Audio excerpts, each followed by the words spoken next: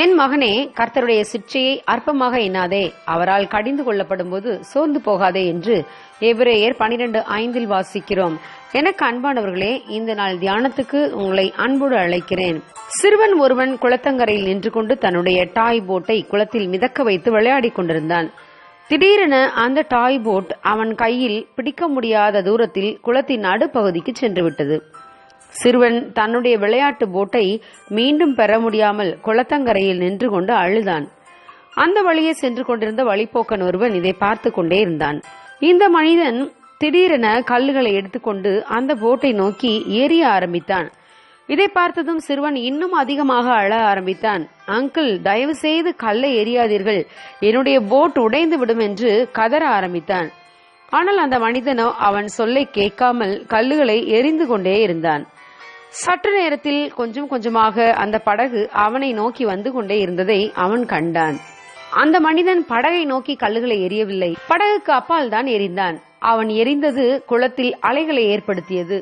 அந்த அலைகள் சிறுவனின் படகை மீண்டும் கரைக்கு கொண்டு வந்து சேர்த்தது. இதை புரிந்து கொண்ட சிறுவன் கல்லுகளை எரிந்ததற்காக அந்த மனிதனுக்கு நன்றி சொன்னான். இதை போலவே நாமும் நம் வாழ்க்கையில் தேவ சித்தத்தை விட்டு விலகி போகும் பொழுது சில அலைகளை போன்ற பாதகமான சூழ்நிலைமைகளை தேவன் நம் வாழ்வில் அனுமதிக்கிறார். உங்கள் வாழ்க்கை படகை சேதப்படுத்துவதற்காக அல்ல, உங்களை பத்திரமாக மீட்டு கரை சேர்ப்பதற்காக.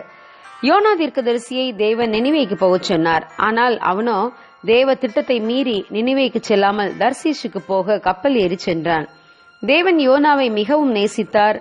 யோனா தன்னுடைய சித்தத்தை மட்டுமே செய்ய வேண்டும் என்று தேவன் எதிர்பார்த்தபடியால் கடலில் பயங்கர புயல் காற்றையும் கொந்தளிப்பையும் அனுமதித்தார். இந்த கொந்தளிப்புக்கு காரணம் நான் தான் என்று யோனா உணர்ந்து அறிக்கையிட்ட போது தேவன் அவனுக்கு ஒரு வழியை திறந்தார். கடலிலே போடப்பட்டான். காற்று அமர்ந்தது. ஆனால் யோனா கடலிலே அழிந்து போகாமல் தேவன் ஒரு பெரிய மீனின் உதவியால் மீண்டும் அவனை தான் நினைத்த இடத்துக்கு பத்திரமாக கொண்டு வந்து சேர்த்தார். பிரியமானவர்களே, உங்கள் வாழ்க்கையில் ஒருவேளை பிரச்சனைகளுக்கு மேல் பிரச்சனைகள் வந்து கொண்டே இருந்தால் கலங்காதிருங்கள்.